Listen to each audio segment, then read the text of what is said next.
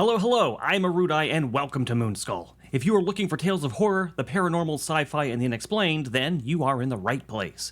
Today, I've got a bone-chilling story that will send shivers down your spine. Picture this: returning home from a peaceful vacation only to find your apartment transformed into a scene straight out of a horror movie. Blood, gore, and a stench of decay fills the air, and your roommate, once a friend, now seems like a stranger possessed by something sinister. But what could have caused this ascent into a madness? Stick around to uncover the chilling truth, but before I tell you the story, let me show you how you can show us your support. Please help us in our journey to bring the paranormal, sci-fi, horror, and unexplained to you by going to the video description below, clicking on the link, and leaving a tip. Thank you. Our story begins with Geoff returning from a blissful West Coast vacation, only to walk into a living nightmare. His apartment, once a sanctuary, now resembled a scene from a horror movie. Blood trails, organs and blenders, and a stench of decay hung heavy in the air. But instead of fleeing, Geoff ventured further, his mind reeling with disbelief at the gruesome sight. As he calls out for his roommate, Trenton, Geoff's heart pounded with dread. What he encountered was beyond comprehension.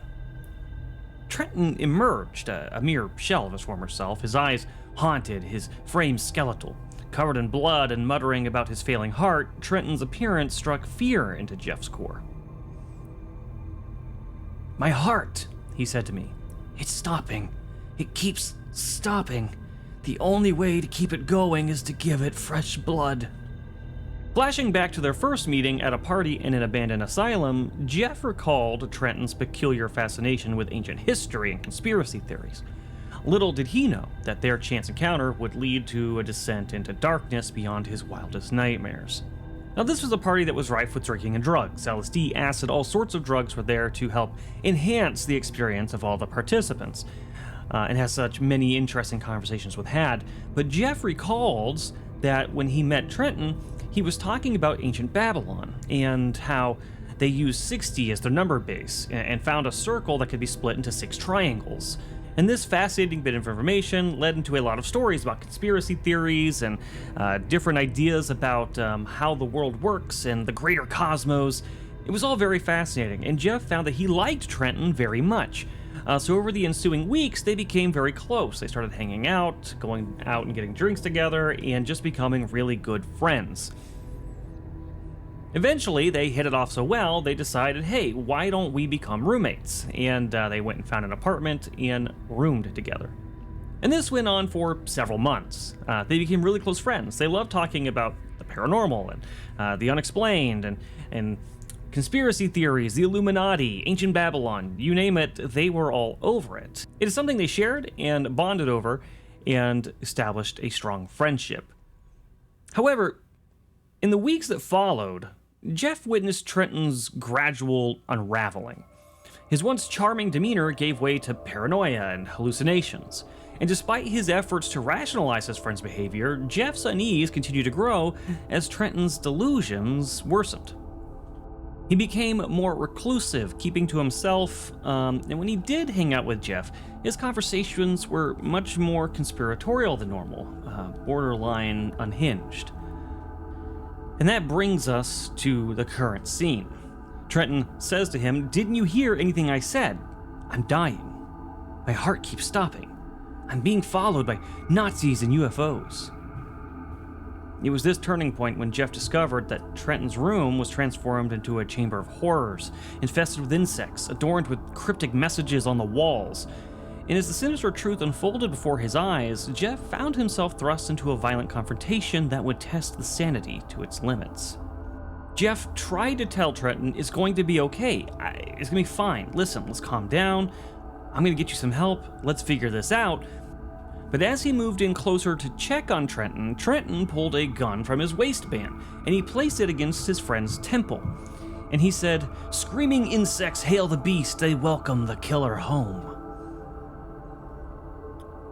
Geoff, of course, was terrified, but not wanting to alarm Trenton and cause him to pull the trigger, he continued to try to placate him, telling him, "We can get you help, this is insane, we don't need to do this." But it was then that Geoff noticed something harrowing. As Trenton was saying these things to him, Geoff noticed shadows on the wall growing behind Trenton. Something that looked like a being with outstretched arms growing longer and longer, wrapping around the room to the point where it crosses where Geoff's shadow would be on the wall.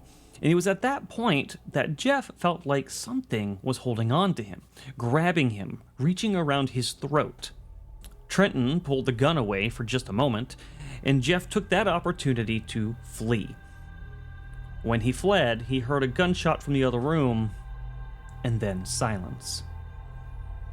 Geoff huddled in his bathroom, terrified, shaking, wanting to vomit, for what felt like hours before the police arrived. He heard the door get kicked down, the police stormed the scene, and eventually found him in the bathroom. With Trenton's tragic demise, Geoff was left to grapple with the chilling reality of evil lurking in the shadows.